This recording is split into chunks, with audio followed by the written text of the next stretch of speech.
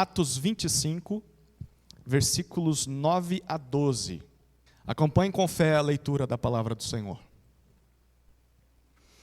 Então, Festo, querendo assegurar o apoio dos judeus, perguntou a Paulo: você gostaria de ir a Jerusalém e ser ali julgado por mim a respeito destas coisas?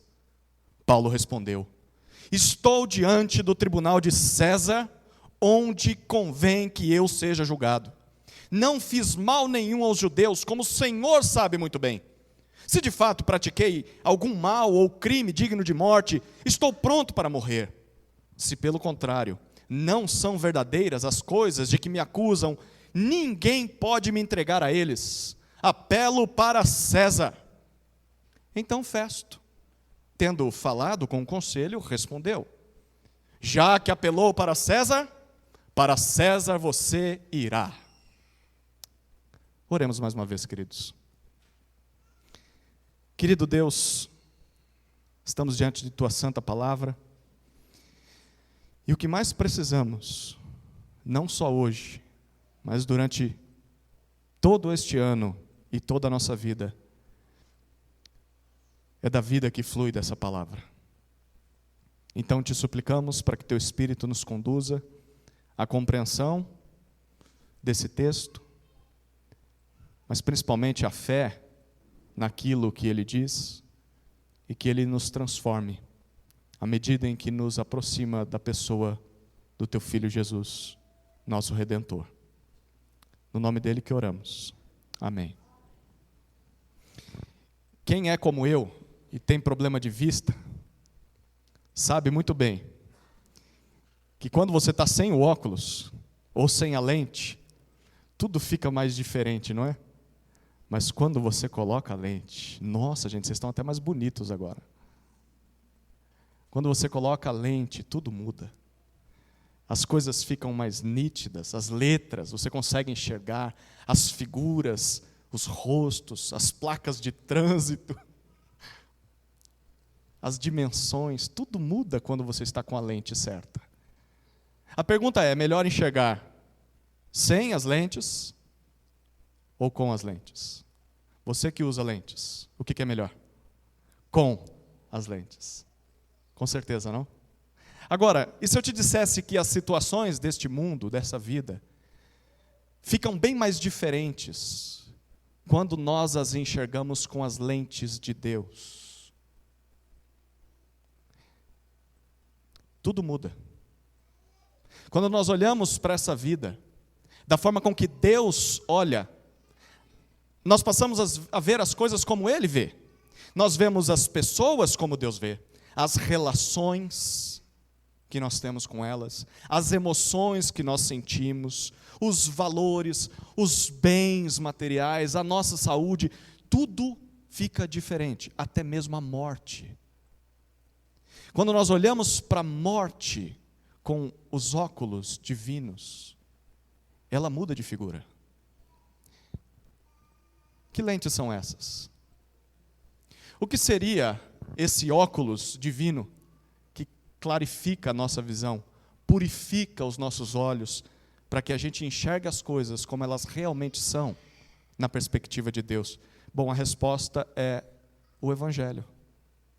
As lentes de Deus são o Evangelho.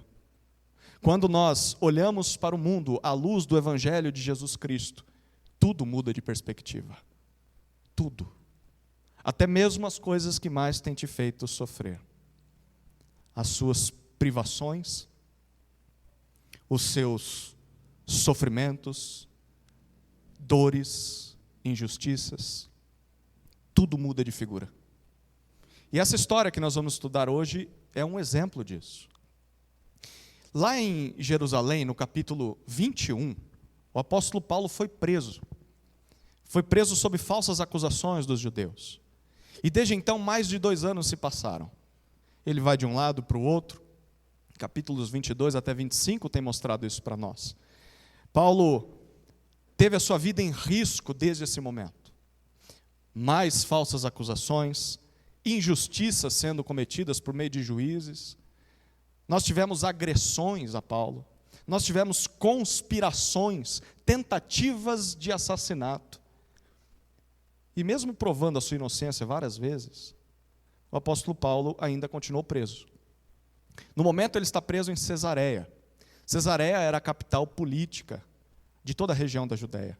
Jerusalém, capital religiosa, mas Cesareia, capital política. E Paulo está lá. Ele está debaixo da jurisdição do governador. Primeiro era Félix, depois se tornou Festo. E o texto que nós lemos é a última audiência que ele teve, diante de Festo. Festo assumiu o posto, e nós vamos ver isso no desenvolvimento do texto, mas a gente viu que Festo, ele não está muito afim de fazer justiça. Ele quer agradar os judeus, e Paulo sabe que isso é uma armadilha. Se ele sair de Cesareia debaixo da proteção de Roma, os judeus vão fazer uma emboscada na primeira oportunidade e vão matá-lo. Então Paulo, como última instância, último recurso, ele apela para César. Eu estou diante de um tribunal romano, não estão me julgando de acordo com a justiça, eu prefiro ir para Roma, para ser julgado pelo imperador. Esse era um direito que um cidadão romano tinha, e ele era cidadão romano. O que acontece em seguida? Nós temos duas cenas. A primeira cena está nos versículos 13 até 22. Festo conta sobre Paulo para um rei, o rei chamado Agripa. Olha o texto, versículo 13 até 22. Passados alguns dias, o rei Agripa e Berenice chegaram a Cesareia a fim de saudar Festo. Como se demorassem ali alguns dias, Festo expôs ao rei o caso de Paulo, dizendo: Félix deixou aqui preso certo homem, a respeito de quem os principais sacerdotes e os anciãos dos judeus apresentaram queixa quando eu estive em Jerusalém, pedindo que o condenasse. Eu lhes disse que não é costume dos romanos condenar quem quer que seja, sem que o acusado tenha presentes os seus acusadores e possa defender-se da acusação. Assim, quando eles vieram para cá, sem nenhuma demora, no dia seguinte, assentando-me no tribunal, determinei que o homem fosse trazido. Levantando-se os acusadores, não mencionaram nenhum dos crimes de que eu suspeitava. Traziam contra ele algumas questões referentes à sua própria religião e, particularmente, a certo morto, chamado Jesus, que Paulo afirma estar vivo. Estando eu perplexo quanto ao modo de investigar estas coisas, perguntei-lhe se queria ir a Jerusalém para ali ser julgado a respeito disso. Mas, havendo Paulo apelado para que ficasse em custódia para o julgamento de César, ordenei que o acusado continuasse detido até que eu o enviasse a César. Então, Agripa disse a Festo: eu também gostaria de ouvir este homem. Festo respondeu: amanhã você poderá ouvi-lo. Essa é a primeira cena. O versículo 13 diz que alguns dias depois de Paulo apelar para César, nós somos informados de que um rei chamado Agripa, acompanhado de Berenice, eles chegam a Cesareia para saudar Festo. É um movimento político, assim, é uma visita diplomática. Quem são eles? Agripa é o rei Agripa II. Ele era o último rei dos judeus, o último da linhagem dos Herodes. Houve 4 Herodes na história. O primeiro Herodes foi o bisavô desse aqui. Ele foi Herodes o Grande. Aquele que, quando Jesus nasceu, mandou matar os bebês. Lembra dele? Era o bisavô de Agripa. Depois, o seu avô, filho de Herodes o Grande, foi Herodes Antipas. Herodes Antipas foi aquele que mandou aprisionar João Batista, que mandou decapitar João Batista. Foi aquele que mandou condenar Jesus à morte. Depois veio o seu pai, Herodes Agripa I. Esse foi o que mandou matar o apóstolo Tiago e prender o apóstolo Pedro em Atos capítulo 12. Nós vimos essa história, lembra disso? Era o pai de Agripa. Que fama, né? Que família atribulada. Bom, quando o seu pai morreu, Agripa II, tinha apenas 17 anos. Ele não podia reinar sobre a região. Mas ele era uma pessoa estratégica. Então Roma colocou ele governando uma área apenas de maneira limitada, e quando ele atingiu uma maturidade maior, então ele ficou responsável por toda a Galileia.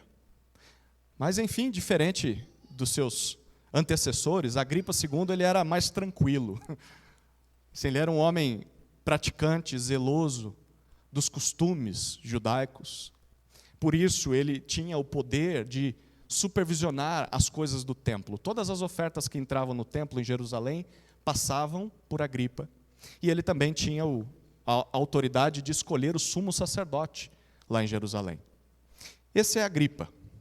Mas ele está acompanhado de uma mulher. Quem é essa mulher? Berenice. Tem até marca de maquiagem chamada assim, não é? Bom, olha aqui. Quem sabe não veio dessa Berenice? Bom, Berenice era irmã de Agripa, por parte de pai, meia-irmã. E ela era uma mulher muito bonita. Na época, era uma mulher famosa. Se você vivesse naquele tempo e abrisse o Instagram, ela teria milhares, centenas ou milhões de seguidores. Ela era uma pessoa muito famosa, conhecida das pessoas. Mas é aí que a história fica esquisita. Porque você gosta de fofoca? Gosta de um babado? Vou contar para vocês. Havia rumores de que Berenice mantinha uma relação incestuosa com seu meio-irmão, Agripa. Na sua juventude, Berenice se casou. Olha que coisa maluca essa família de gente poderosa. Ela se casou com seu tio, um tio que era rei Herodes de Cálcis. Mas ela ficou viúva, o tio morreu. E então ela passou a morar com o irmão, o Agripa. Viajava com ele, estava sempre com ele, e aí os rumores começaram a surgir. Ela era uma mulher muito imoral, muito bonita, e ficava assim muito próxima dele. Então, assim, para disfarçar, ela se casou novamente. Se casou com um rei da Cilícia, o rei chamado Polemo. Mas aí o casamento não durou muito tempo. Ela abandonou esse casamento e voltou para a casa do irmão. Os rumores apenas aumentaram. Mas não para por aí. A fofoca sobre a vida de Berenice piora.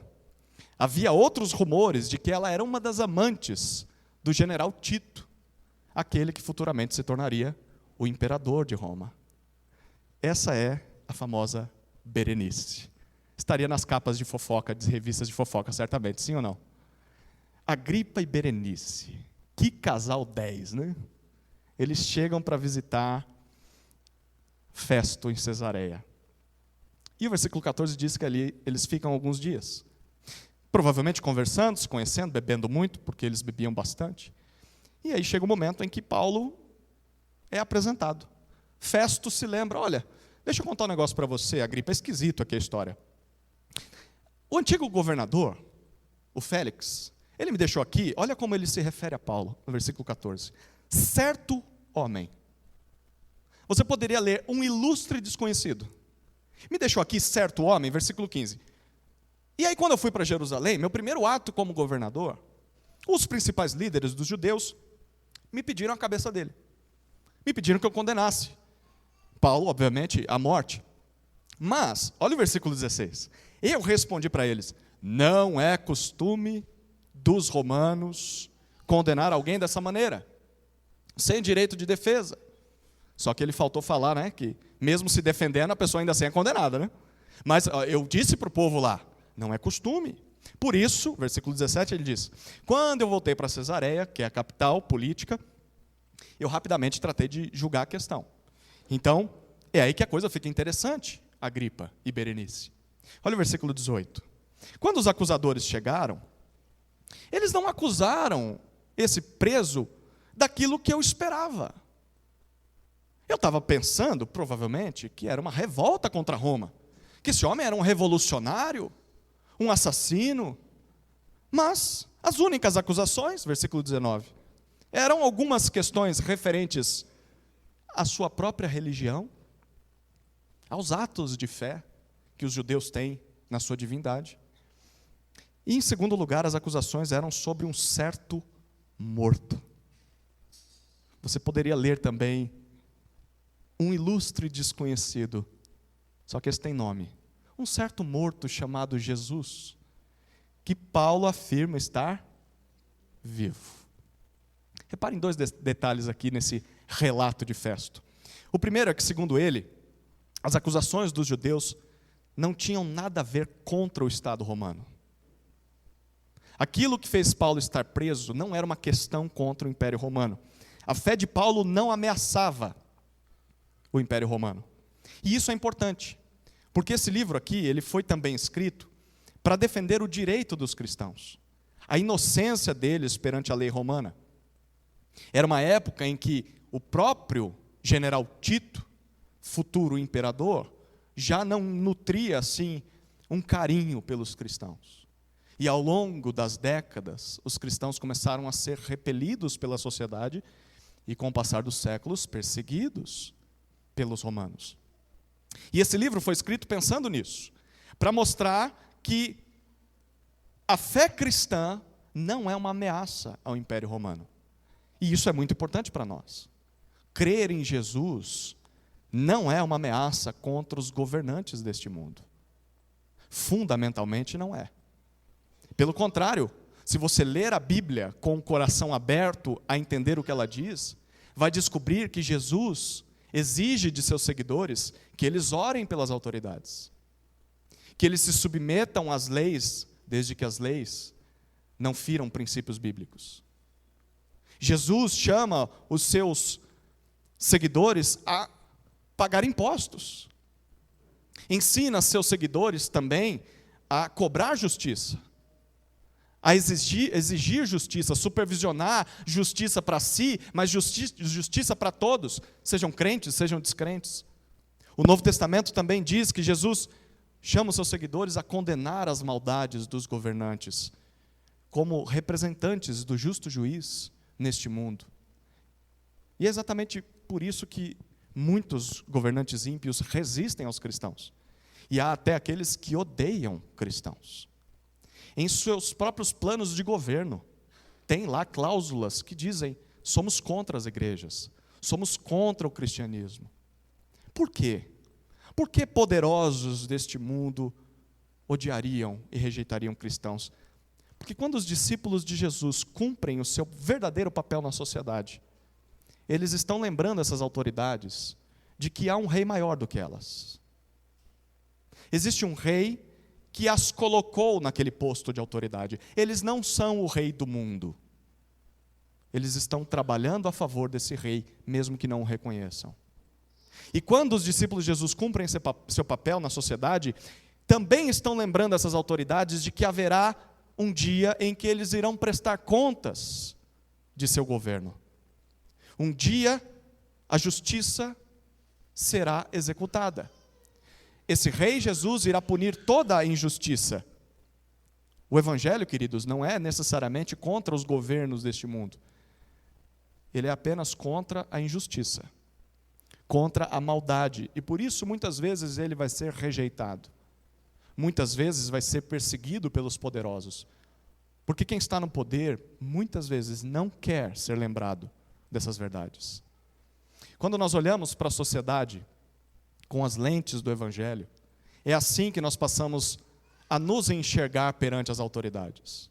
O nosso papel como igreja é representar a Jesus nesse mundo, apoiar aquilo que é justo e bom, confrontar e condenar aquilo que está errado. É assim que o evangelho nos faz ver as autoridades. Eles não são o rei supremo, eles não são o salvador da pátria, eles também serão julgados. Eles também serão condenados pelo justo juiz. E você pode ver esse julgamento sendo efetuado, pelo menos em pequenas parcelas nesse mundo. Alguns poderosos acabam sendo punidos. Mas definitivamente no último dia, todos que praticaram mal serão definitivamente punidos. Essa é a primeira coisa que chama a atenção do relato de Festo sobre Paulo. Mas tem uma segunda que é muito importante também. Segundo ele, no versículo 19, o cerne da fé de Paulo era a morte e a ressurreição de Jesus. A questão que trouxe Paulo à prisão era por causa de um tal morto chamado Jesus, que Paulo dizia estar vivo. E todo mundo ouvia falar disso. Inclusive o próprio Festo sabia que essa era a esperança e a crença de Paulo. E isso é importantíssimo para a nossa fé. Nós estamos, nesse texto, diante de um governador romano. Ele é uma autoridade romana. Neste momento, ele fala em nome do imperador. E um governador romano está confirmando que Jesus é uma figura histórica. Ele está dizendo, esse tal Jesus foi morto pelo Império Romano. O Império Romano o matou, sim. Esse texto mostra, para aqueles que dizem que Jesus nunca existiu, para aqueles que dizem que Jesus é uma fantasia, Jesus é um mito, Jesus é imaginativo, Jesus é uma invenção dos discípulos. Não, nós estamos vendo o Império Romano confirmando a existência de um Jesus histórico. Ele foi morto. Nós, como Império Romano, matamos uma pessoa chamada Jesus. Sim, Jesus existiu. Essa é a conclusão que Lucas quer que nós, como leitores do seu livro, cheguemos. Jesus existiu. O Filho de Deus veio ao mundo como um ser humano. O Filho de Deus veio ao mundo como um ser humano. Jesus.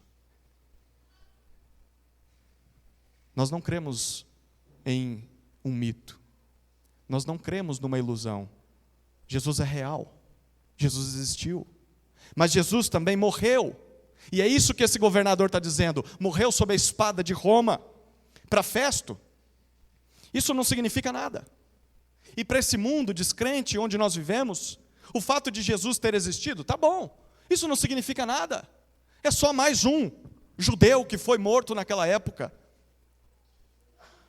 Mas para nós que tivemos os nossos olhos abertos pelas lentes do Evangelho, como Paulo, como todos os crentes ao longo da história, para nós, isso significa que tudo o que Jesus disse e fez era verdade.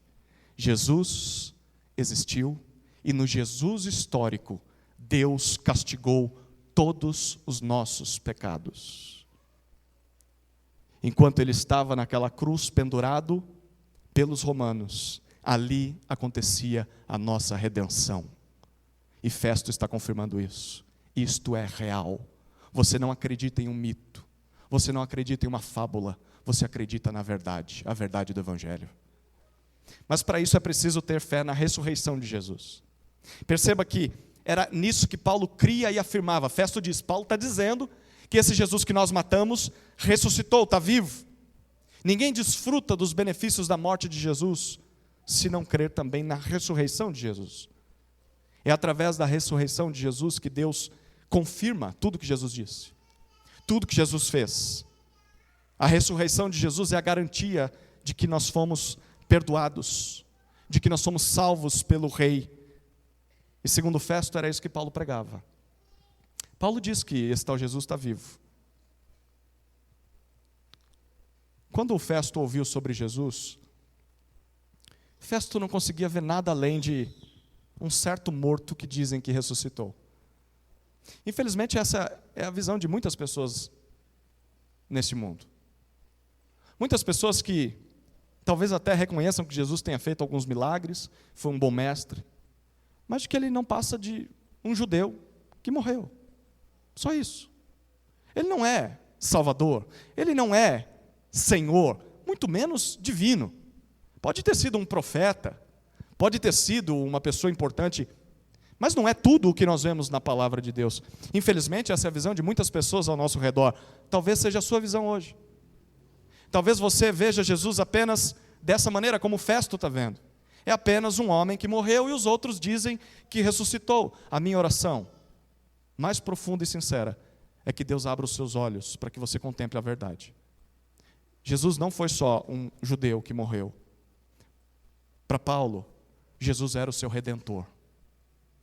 Para Paulo, Jesus era aquele que morreu e ressuscitou para a sua redenção.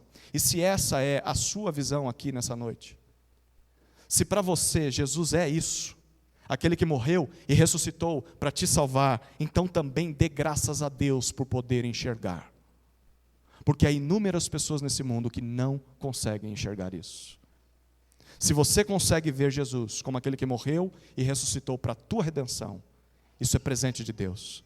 Deus te deu os óculos do Evangelho para conseguir enxergar a realidade como ela verdadeiramente é. Bom, Festo reconheceu que essa era a fé e pregação de Paulo.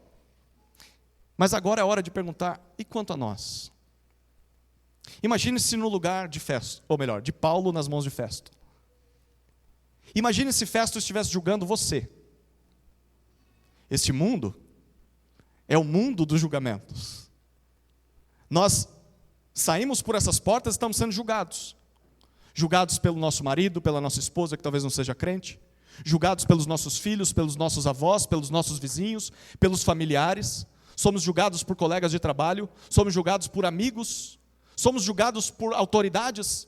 Todas as pessoas estão observando a nossa vida. Então, nós sim, estamos no lugar de Paulo o tempo todo. Estamos sendo avaliados, as pessoas estão observando e olhando para aquilo que nós dizemos crer, e se nós vivemos de acordo com o que dizemos crer. Imagine-se no lugar de Paulo sendo julgado. Ao olhar para as nossas vidas, essas pessoas que nos observam, que nos apontam o dedo, que estão tentando encontrar falhas para atacar o cristianismo, o que elas diriam sobre a nossa fé? O que elas diriam sobre a nossa pregação? Festo está dando um bom testemunho a respeito do que Paulo está apresentando para ele. Mas e nós? Essas pessoas ao nosso redor nos ouvem falar de Jesus.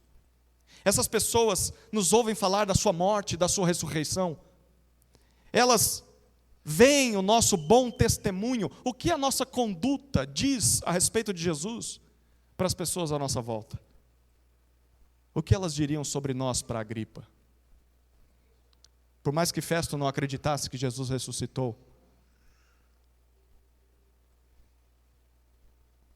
para Festo, Paulo acreditava. Festo está dizendo, esse Paulo acredita que Jesus ressuscitou. Eu não acredito, mas ele acredita. É assim que as pessoas desse mundo podem e devem nos ver. Eu não acredito no que ele acredita. Eu não vou na igreja porque eu acho que tudo isso é baboseira, é bobagem. Mas posso dizer uma coisa. Essa pessoa acredita que Jesus morreu e ressuscitou por ela. Porque ela vive em função disso. Ela acorda todas as manhãs e bota o seu joelho no chão para orar a esse Jesus que ela acredita estar vivo. Antes de tomar uma decisão, ela ouve a palavra desse Jesus. Ela deixa de fazer o que a sua carne pede para fazer o que Jesus pede. Ela perdoa pessoas que ninguém perdoaria, porque Jesus a perdoou. Eu não acredito, mas ela acredita. Queridos, que esse seja o nosso alvo. Você quer um bom compromisso para 2026? Está aí um dele. Que as pessoas vejam que eu realmente acredito na morte e ressurreição de Jesus. Festo via isso em Paulo. Bom, versículo 20, Festo continua. Ele diz que ficou perplexo. A palavra aqui traz a ideia de confuso, perdido. Festo está perdido. Eu fiquei perplexo sobre como investigar essas coisas. A gente fica imaginando por quê. Bom, primeiro porque ele não era judeu. Festo é romano, ele não entende nada dessas questões judaicas. Mas, em segundo lugar, ele acabou de assumir o posto. Ele não tem experiência para julgar essas causas. E o que ele decidiu fazer? No versículo 20, nós lemos ainda. Se ele viu que Paulo não tinha cometido nenhum crime contra Roma, se a questão era apenas uma questão religiosa, o que ele deveria ter feito? Inocentar Paulo. Soltar Paulo. Agora vocês se virem do lado de fora. Paulo não é culpado de nenhum crime, ele não devia estar preso. Foi isso que ele fez? Não, fiquei perplexo quanto à forma de julgar essas coisas. Olha o versículo 20. Então eu perguntei para Paulo se ele queria ser julgado em Jerusalém. Opa, espera aí, ele está omitindo coisas aqui. Você lembra que a gente leu no contexto aqui? A partir do versículo 9. O versículo 9 nos disse que Festo sugeriu que Paulo fosse para Jerusalém, mas olha o que disse o versículo 9. Querendo assegurar o apoio dos judeus. Festo ouviu as acusações, ouviu a defesa de Paulo e sabia que Paulo era inocente. pela falta de provas e pela defesa de Paulo. Mas ainda assim, ele quer o apoio daqueles que ele acabou de assumir o reinado, os seus súditos. Então, para fazer isso, ele então pergunta para Paulo: você quer ir para Jerusalém para ser tratado lá? Já que é uma questão de religião, não tem nada a ver com a lei romana. Ele sabe que Paulo deve ser liberto, mas ele mantém Paulo preso por interesses pessoais. Queridos, é por isso que a nossa esperança de justiça nesse mundo não deve estar somente em autoridades humanas. Nesse ano nós temos eleição, não temos? E talvez você esteja pensando: nós vamos mudar o mundo através do nosso voto. Você deve votar com responsabilidade, sim. E deve escolher, muito sabiamente, o seu candidato, os seus candidatos. Mas a nossa esperança de justiça final não deve repousar sobre figuras humanas. Por mais que elas acertem de vez em quando. E assim, às vezes eles acertam. Os homens são pecadores, queridos. E eles não podem executar a justiça definitiva. Somente Deus, em Cristo, é capaz de julgar assim. Só Jesus é o verdadeiro juiz. É nele que nós devemos depositar a nossa confiança. Não são os homens deste mundo que nos farão justiça. Talvez você já tenha experimentado isso. Eu esperava que fulano fizesse justiça e não fez. Eu esperava que essa pessoa fizesse o certo, mas ela não fez. E muitas vezes a gente se frustra, porque pessoas que deveriam fazer o certo não fizeram o certo. Elas estão erradas, mas nós também em confiar apenas nelas para que a justiça fosse feita. Somente Jesus é o juiz que é digno de confiança. No último dia, ele há de fazer justiça. Então é a ele que nós devemos clamar: volta, Jesus. Vem executar justiça na terra. É a ele que nós devemos aguardar, é nele que nós devemos confiar, é nele, no seu juízo, no seu julgamento, não em figuras humanas. Bom, o versículo 21 diz que diante de tanta injustiça, Paulo não teve outra alternativa. E Festo diz isso: olha, ele apelou para ser julgado por César. A gente sabe por quê. Porque senão Paulo seria morto. Mas isso ele não diz para Agripa. Então ele diz: então por isso eu vou colocar ele sob custódia e proteção até que ele chegue a Roma. E aí, Agripa, no versículo 22, fica interessado. Essa história me deixou curioso. Será que eu poderia ouvir esse tal de Paulo? E a resposta de Festo é: claro, amanhã será o dia. Essa foi a primeira cena. E então chega o grande dia, o dia seguinte. Olha os versículos 23 até 27, nós temos a segunda cena. Festo apresenta Paulo à corte, não só mais ao rei agora. Olha o que diz o texto, a partir do versículo 23. De fato, no dia seguinte, vindo Agripa e Berenice com grande pompa, tendo eles entrado na sala de audiência, juntamente com os oficiais superiores e homens eminentes da cidade, Paulo foi trazido por ordem de Festo. Então Festo disse: Rei Agripa, e todos os senhores aqui presentes, vejam este homem, por causa de quem toda a multidão dos judeus recorreu a mim, tanto em Jerusalém como aqui, clamando que não convinha que ele vivesse mais. Porém, eu achei que ele não tinha feito nada que fosse passível de morte. Entretanto, tendo ele apelado para o imperador, resolvi mandá-lo para lá. No entanto, a respeito dele, nada tenho de mais concreto.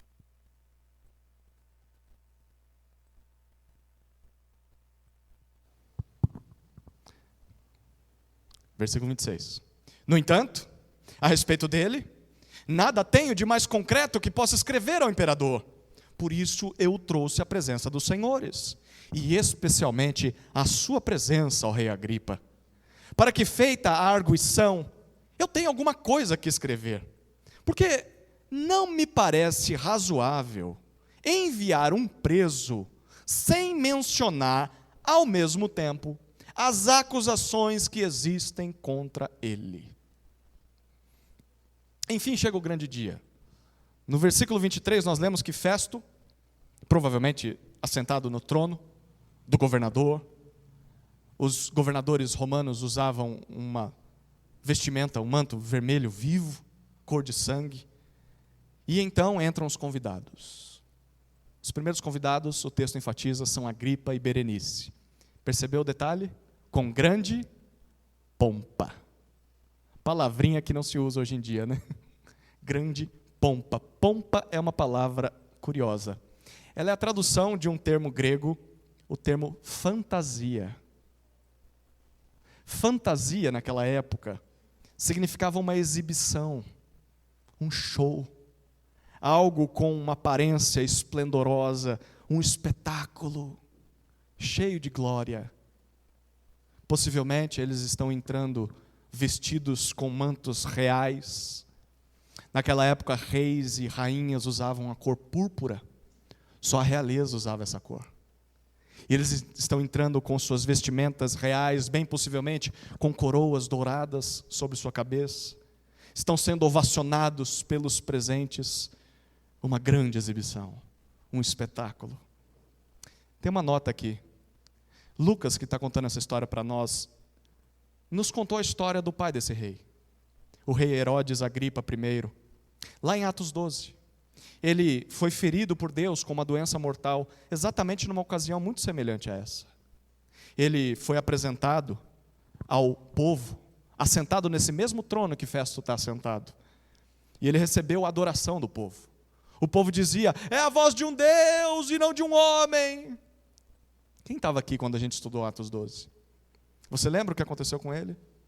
Imediatamente um anjo o feriu, e possivelmente dias depois, ele morreu comido de vermes. A posição que Festo está, que Agripa e Berenice estão, é uma posição perigosa. É perigoso assumir-se na posição de um Deus. Bom, os convidados, a lista continua no versículo 23. Oficiais superiores chegam também. Eles seguem Agripa e Berenice. Eram os comandantes militares do mais alto escalão. Terceiro, homens eminentes. Os líderes mais ricos, mais poderosos da sociedade. As pessoas mais influentes da cidade. E eles todos se assentam em seus devidos lugares, todo mundo muito bem confortável. E o versículo 23 diz, Festo manda chamar Paulo.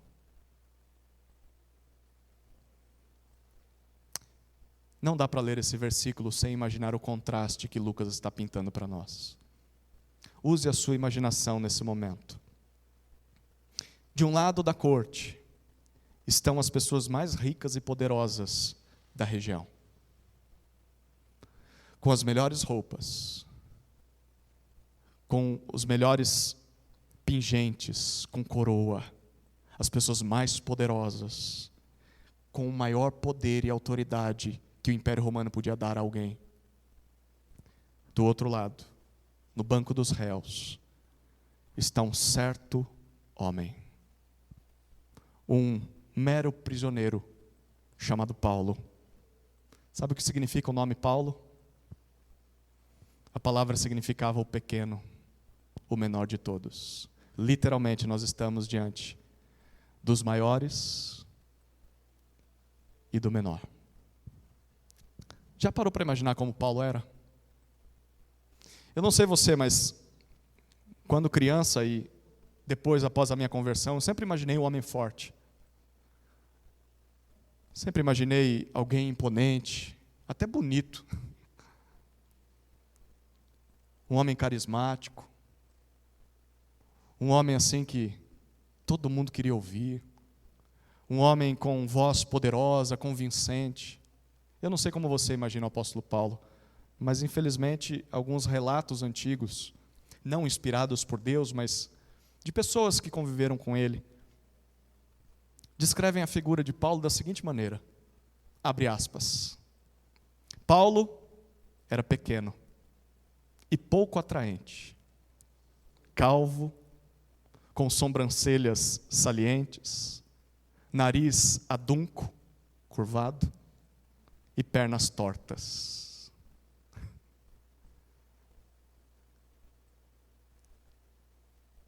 A essa altura, nessa fase de vida de Paulo, os estudiosos do Novo Testamento sugerem que ele já tinha sérios problemas de vista, por doenças que ele contraiu nas viagens missionárias.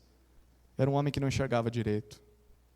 E segundo ele mesmo, os seus adversários diziam, em 2 Coríntios, capítulo 10, versículo 10, olha o que as pessoas diziam de Paulo.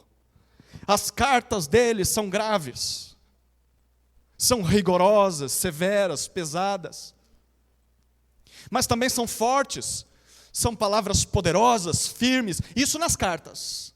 Mas sua presença pessoal, quando esse homem chega perto de nós, com esse corpinho pequeno, esquisito, torto, a sua presença é fraca, frágil, debilitada, e a sua palavra é desprezível, completamente descartável, sem importância.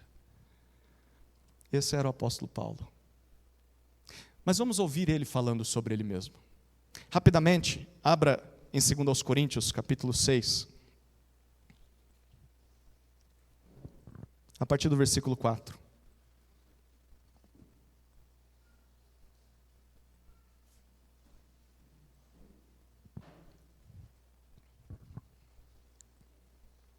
Segundo aos Coríntios, capítulo 6, versículo 4.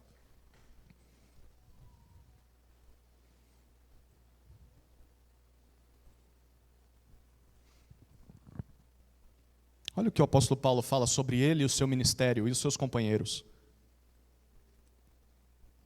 Pelo contrário, em tudo nos recomendamos como ministros de Deus, na muita paciência, nas aflições, nas privações, nas angústias, nos açoites, nas prisões, nos tumultos, nos trabalhos, nas vigílias, nos jejuns, na pureza, no saber, na paciência, na bondade, no Espírito Santo, no amor não fingido, na palavra da verdade, no poder de Deus, pelas armas da justiça, tanto para atacar como para defender, por honra e por desonra, por infâmia e por boa fama, como enganadores e sendo verdadeiros, como desconhecidos, mas sendo bem conhecidos, como se tivéssemos morrendo,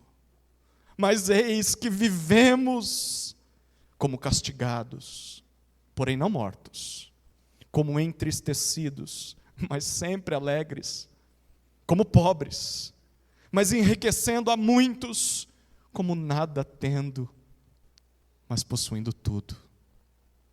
Este era o apóstolo Paulo, o grande apóstolo Paulo, um homem completamente desprezível, insignificante para o mundo, mas muito importante e querido aos olhos de Deus. Mas quem conseguiria enxergar isso naquela sala? O que as pessoas desse mundo, de modo geral, as pessoas com quem você convive, o que elas diriam se pudessem presenciar aquela cena dos poderosos de um lado e o prisioneiro Paulo chegando? Quem é o maior nessa audiência? Quem é a pessoa mais importante? A quem nós deveríamos reverenciar? A quem nós deveríamos imitar? A quem nós deveríamos ouvir? Quem detém todo o poder? Quem está livre de verdade nessa cena? Se você perguntar para esse mundo descrente, na sua cegueira, esse mundo perdido, esse mundo responderá em todas as ocasiões. Está desse lado, está do lado de Festo, do lado de Agripa, do lado de Berenice, de todos os convidados. É aí que está a riqueza, é aí que está a verdade, aí está o significado da vida. É tudo isso que nós devemos buscar para nós. Afinal de contas, é isso que as pessoas sem Cristo respeitam. É isso que esse mundo busca, é isso que esse mundo valoriza. Valoriza grande pompa, valoriza poder, glamour, riquezas, roupas caras, reconhecimento, fama, beleza física, carisma, brilhantismo. Esse mundo valoriza prazer, valoriza imoralidade, como Berenice vivia. Esse mundo valoriza a liberdade de você fazer o que você quiser, com quem você quiser, sem consequências. Mas todo mundo que vê essa cena e acha que o que realmente importa está desse lado, e é esse tipo de vida que deve ser buscada, na verdade são pessoas que não conseguem enxergar que tudo isso é vaidade. Tudo isso não passa de uma grande fantasia. Tudo isso passa. Tudo isso se perde com o tempo. A beleza vai embora. A saúde vai embora. A riqueza vai embora. A fama se acaba. E quando tudo isso vai embora, o que é que sobra? Sobra pó. E os cemitérios estão cheios para você comprovar isso. O profeta Isaías já tinha dito isso para nós. Isaías 40, versículos 6 a 8, ele disse, em nome de Deus: toda a humanidade é erva, e toda a sua glória é como a flor do campo. A erva seca, e as flores caem, soprando nelas o hálito do Senhor. Na verdade, o povo é erva, a erva seca e as flores caem, mas a palavra do nosso Deus permanece para sempre. Queridos, eu e você, e tudo que nós possamos conquistar, receber deste mundo, tudo que nós podemos ter nessa vida, não passa de fumaça, não passa de vapor, é tudo fantasia. No final das contas, nada disso realmente importa. Você está ouvindo falar de Agripa, porque nós estamos lendo um texto e tentando entender o texto de lá do passado. Quem é Agripa? Quem é Berenice? Quem é Festo? Nem Roma se lembra de Festo. O nome dele só está na história porque foi registrado na Escritura. O tempo passa, a riqueza passa, a saúde passa, você passa. Somente a palavra do Senhor, e quem confia nessa palavra é que permanece, é que prevalece sobre todas essas coisas. Mas como nós conseguimos enxergar isso? Só por meio das lentes do Evangelho. Através do Evangelho, a resposta para essa pergunta muda. Quem é o maior nessa audiência? Coloque os óculos do Evangelho agora. Os óculos com os quais Lucas estava registrando esse texto. É Festo? O maior? O representante do Filho dos deuses? César? É Festo? Não, não é Festo. Não, talvez então é Agripa, o rei dos judeus, o rei terreno, humano. É Agripa? Não, não é. É o ícone de beleza e moralidade, Berenice? É ela? São os generais de guerra? São os homens mais importantes da cidade, aqueles que fundaram a cidade? São esses os mais importantes? O Evangelho nos responde, não, nenhum deles. Nessa cena, o mais importante é o menor de todos. É Paulo, o pequeno. Com as suas simples e surradas roupas de prisioneiro, e essas grandes e pesadas algemas ao redor de seus pulsos e tornozelos, este é o maior. Sabe por quê? Porque ele carrega o nome do Rei dos Reis, o Senhor dos Senhores. Ele é o maior. Ele é um apóstolo de Cristo. É o representante autorizado do Filho de Deus nesse mundo. Ele foi redimido pelo sangue do Cordeiro. Ele anuncia a mensagem de salvação aos homens. Ele tem na sua boca, a palavra do próprio Deus, a palavra que permanece para sempre. E é esse tipo de pessoa, como o apóstolo Paulo, que o Evangelho nos ensina a olhar com reverência. É esse tipo de gente que o Evangelho nos faz respeitar. É com esse tipo de gente que eu quero me parecer. Quem é Festo? Quem é Agripa? Quem é Berenice diante da piedade de um crente? Diante daquele que carrega o nome do Senhor Jesus Cristo? É com esse tipo de gente que eu quero estar. É esse tipo de gente que eu quero ser. É esse tipo de gente que eu quero imitar. É esse tipo de gente que eu quero ouvir. É esse tipo de gente que eu quero amar. Não é Paulo quem está preso nessa cena. Não é ele quem está acorrentado, são os seus próprios juízes, são eles que estão presos à sua cegueira, presos ao seu pecado, como todos deste mundo que não creem no Evangelho. São estas pessoas que estão cegas e presas. Paulo está livre, queridos. Paulo está livre diante de Deus, completamente perdoado, completamente bem-aventurado, mesmo que esteja com algemas em suas mãos, algemas injustas, sim, mas que são temporárias. As algemas dizem o contrário, mas o Evangelho diz outra coisa. O Evangelho diz, ele está livre, e se você crê em Jesus, você está no mesmo grupo que Paulo. Você é vencedor, você está livre, eles não. Um dia esses sofrimentos que Paulo carregava, que você carrega, essas dores, essas lutas, não mais existirão. Um dia a verdade será definitivamente revelada. É Paulo, junto com todos os seguidores de Jesus, quem é inocente. São os crentes em Jesus que são poderosos. São eles que são importantes diante de Deus, que é a opinião de quem mais importa no final das contas. É assim que o Evangelho nos faz ver a realidade, como ela verdadeiramente é. O mundo valoriza poder, riqueza, beleza e despreza os seguidores de Jesus. Mas são estes, os pequeninos do Pai, quem são os verdadeiros vencedores, os verdadeiros poderosos, ricos e belos aos olhos de Deus. Pergunta quem você é. Em que grupo você está? Só enxerga essas coisas quem se rendeu ao Senhor Jesus Cristo, queridos. E quem busca enxergar as realidades à luz do Evangelho. É assim que você vê o mundo? Você vê o mundo com os olhos do Evangelho, como o narrador está apresentando, ou você vê ainda como Festo via as coisas? Como Agripa, Berenice e os perdidos vêm? Cegos. Sabe como a gente pode responder? Em qual grupo eu estou? Com quais óculos eu vejo a vida? Bom, a resposta é fácil para tentar encontrar. É só você responder: o que mais eu busco?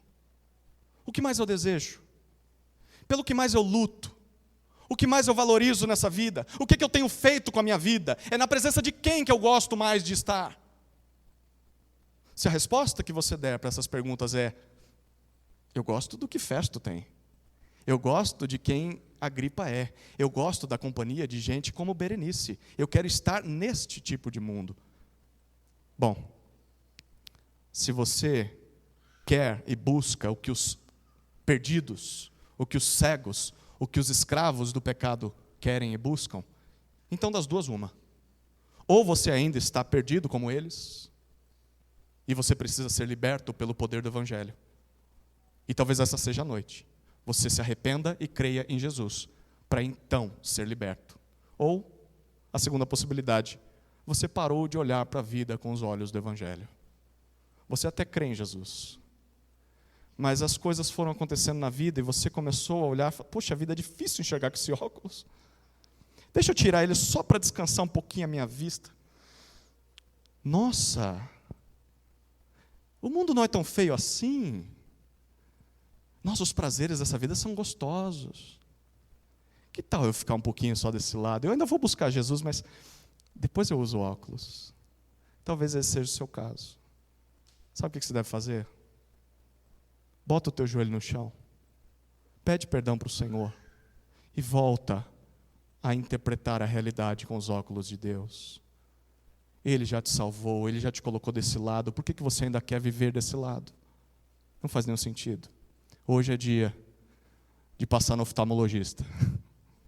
Hoje é dia de renovar a sua vista com as lentes do Evangelho. Bom, versículo 24 nos diz que Festo introduz oficialmente o caso de Paulo e ele se dirige a Agripa, primariamente. Olha o versículo 24. Rei Agripa e todos os presentes, olha a expressão dele: vejam este homem. Ele está querendo que a gente enfatize a figura de Paulo.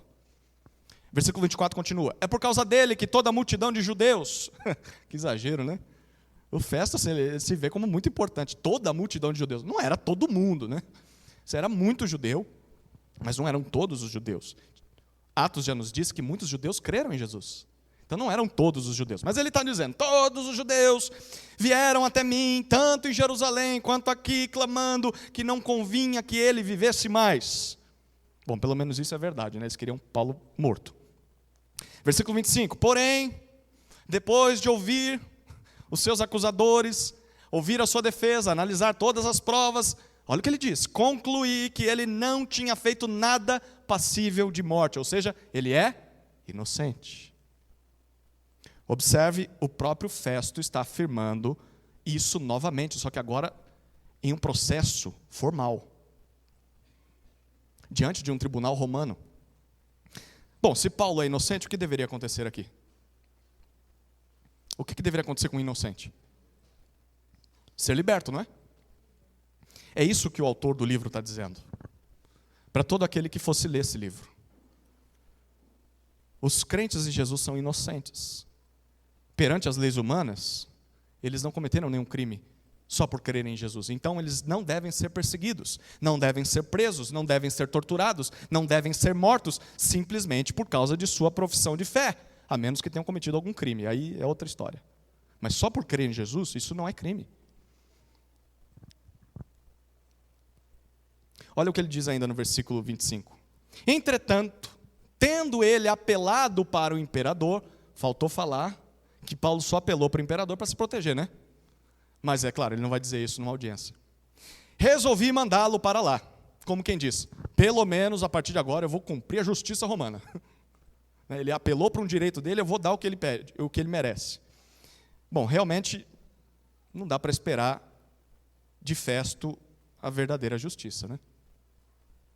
Muito menos do sistema legal romano, que era tão venerado por sua justiça, por suas leis. A gente está vendo as fragilidades do Império Romano, da lei romana. E assim, isso acontece com toda a lei humana.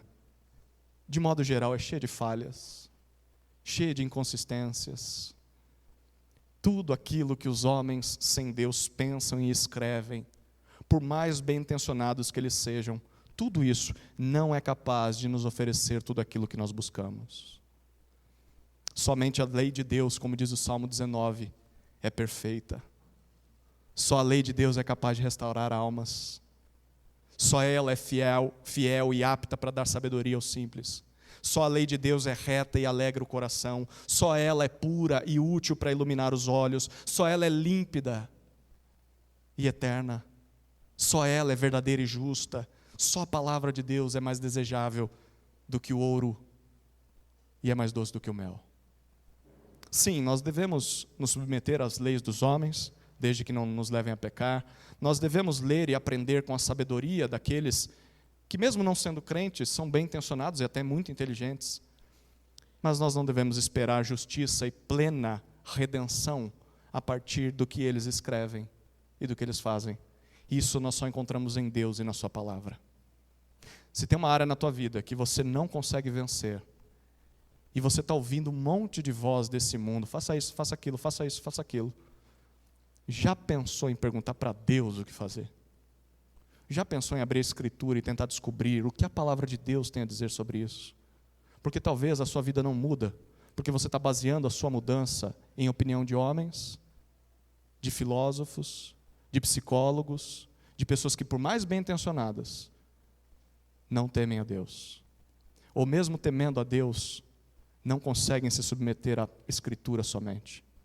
Quem sabe talvez o ano de 26 não é o ano de você se submeter à Escritura, de colocar essa área na tua vida debaixo da Escritura e fazer o que Deus manda, para variar. Bom, no entanto, Festo continua, versículo 26. Sobre este homem eu não tenho nada de concreto a escrever ao imperador. Na verdade, vamos fazer uma pausa aqui, Festo tem sim, mas Festo não quer fazer.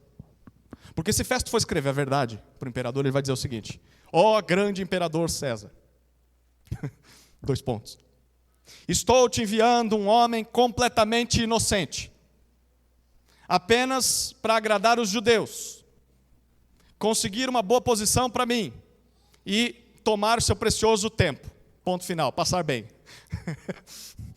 Se ele escrever isso, não vai dar bom, né? Então, ele sabe o que deveria escrever, mas não vai escrever. Por isso, ele diz, no versículo 26, eu o trouxe à presença dos senhores, principalmente a você, Agripa. Sabe o que Festo está fazendo aqui? Já brincou de batata quente? Qual que é a lógica da batata quente? Se livrar e que o outro se exploda, não é? Né? Então, batata quente, quente, quente, quente, quente, quente, quente. Eu não quero comigo. Você que morra com a bomba no colo. Eu não quero saber. É isso que Festo está fazendo. A batata quente veio para o colo dele. O que ele está fazendo? Tem que passar para alguém. Vou passar para Agripa. Ele quer que alguém divida a culpa do erro que ele está cometendo. Então, eu não quero fazer o que é errado sozinho. Por isso, o versículo 26, ele diz, para que depois de haver essa investigação, eu tenho algo a escrever a César. Por favor, me ajude na minha incompetência, porque eu não sei o que fazer. Versículo 27, ele finaliza dizendo, porque não me parece razoável enviar um preso sem mencionar as acusações que o levaram à prisão. Então solta Paulo! Mas agora não pode, porque Paulo apelou para César. Eles estão em enrascada agora. Bom, o que falta não são acusações. Festo tem elas, mas elas são fracas. Não tem evidências e são falsas. É aqui que nós vamos parar por hoje. E a gente vai continuar como Paulo vai se manifestar a eles na semana que vem, se Deus permitir. Mas o que a gente vai refletir nessa conclusão é, essa é uma história de muita injustiça. Paulo não cometeu nenhum crime e sequer merece continuar preso. E talvez as perguntas que Lucas queria que nós fizéssemos eram a seguinte, a pergunta é por quê? Para que tanto sofrimento?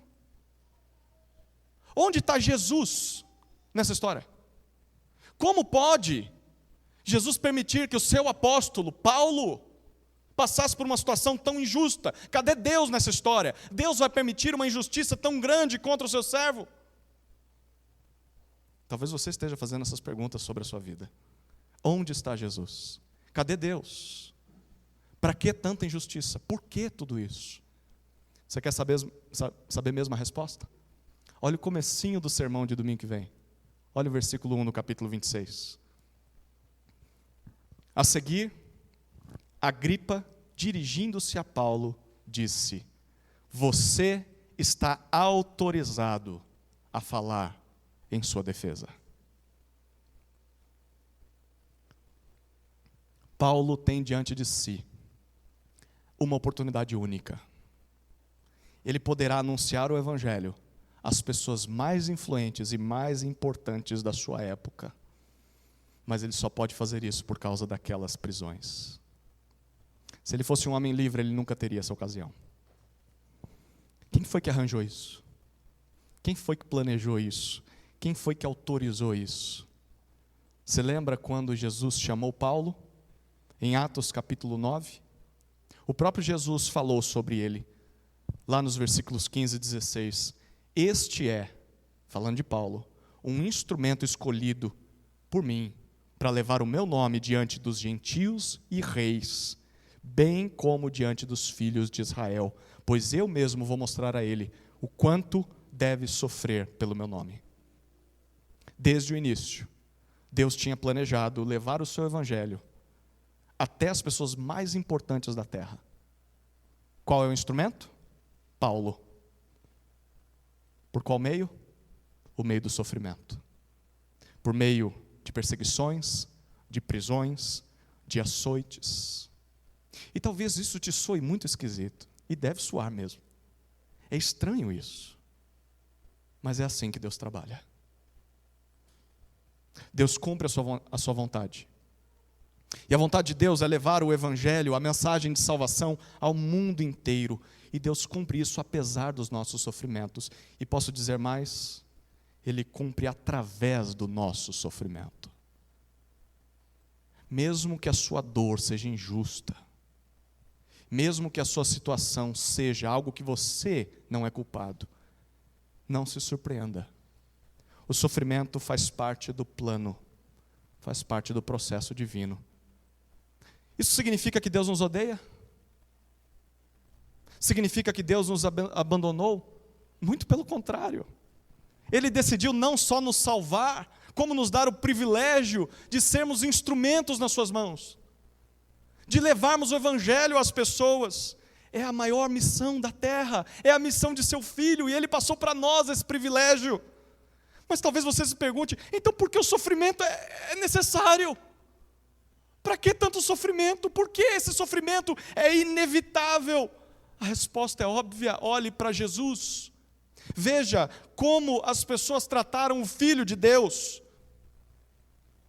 Antes mesmo de Paulo ser injustiçado pelo governador romano, pelo próprio Herodes, Jesus passou pelo mesmo. Jesus passou pelas mãos do governador Pilatos. Jesus passou pelas mãos de Herodes Antipas, o avô de Agripa. Mas o sofrimento de Jesus foi completamente diferente do sofrimento de Paulo. Na verdade, Paulo sofria por causa do sofrimento de Jesus. O sofrimento de Jesus significa que Ele se entregou para morrer como sacrifício ao Pai pelos nossos pecados. Jesus, o único Rei verdadeiro, o único que detinha a maior pompa de todas, que não era fantasia, era real. A glória eterna nos céus. Ele abriu mão de sua glória para se entregar por pessoas que, como Paulo, no versículo 24, pessoas que não convinha que continuassem a viver. Pessoas como eu e você. Ele se entregou por pessoas como nós. Mas ao terceiro dia ele ressuscitou, como Paulo afirmava. E então retornou à glória dos céus, onde se assentou à destra de Deus, de onde Jesus já reina sobre tudo e todos para sempre. É verdade que muitos ainda não enxergam essa realidade, porque ainda estão cegos, não se converteram a Jesus. Apenas quem crê no Evangelho consegue ver essas coisas como elas realmente são. Só quem crê no Evangelho consegue ver Jesus como o verdadeiro Rei, soberano sobre todas as coisas. Mas chegará um dia em que Jesus se revelará a toda a humanidade. Chegará o dia em que haverá uma última audiência, muito maior do que essa que nós vimos no texto. No último dia, o Rei dos Reis se manifestará. E Ele entrará no julgamento com grande pompa, e todo olho verá. Diante dele, todo joelho se dobrará, e toda a humanidade será definitivamente julgada pelo justo e reto juiz. Nesse dia, todos, grandes e pequenos, prestarão contas ao verdadeiro Rei dos Reis e serão julgados por suas obras. Os que não se renderam a Ele, como a turma desse lado, durante a sua vida, serão condenados eternamente e justamente por conta de seus pecados. Apenas os que confiaram no Evangelho e seguiram a Jesus em sua vida serão absolvidos. Só estes passarão toda a eternidade ao lado do Rei, em justiça e santidade. É por isso que Paulo está disposto a sofrer tanta humilhação, tanta injustiça. Ele está anunciando o Evangelho de Jesus a quem Deus coloca no seu caminho, porque ele sabe. Ele está com os óculos do Evangelho. Ele sabe que um dia toda dor, todo pecado serão definitivamente extintos. Um dia a justiça perfeita, enfim, será executada.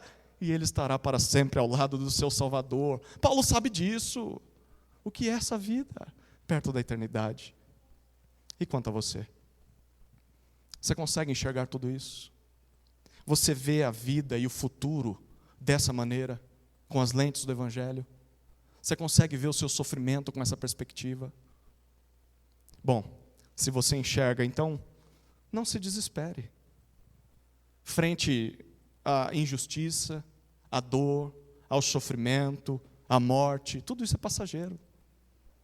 Tudo isso vai nos deter por um pouco de tempo. Continue firme no seu testemunho de Cristo, mesmo que as pessoas não queiram te ouvir, mesmo que as pessoas te persigam como resultado da sua vida de fé, um dia todo esse esforço vai ser recompensado. Paulo sabia disso. Leia 2 Timóteo e você vai ver. Mas se você ainda não vê a vida dessa maneira, saiba que você está cego. E o que você precisa é de um milagre. Então clame ao Senhor Jesus por salvação. Arrependa-se de seus pecados e confie no Evangelho, porque só o Evangelho é capaz de te fazer ver esse mundo como ele realmente é. Só o Evangelho é capaz de fazer valorizar aquilo que é digno de valor, aquilo que realmente agrada a Deus. A minha oração por você é para que hoje o Espírito Santo te faça enxergar. Amém? Vamos orar, queridos.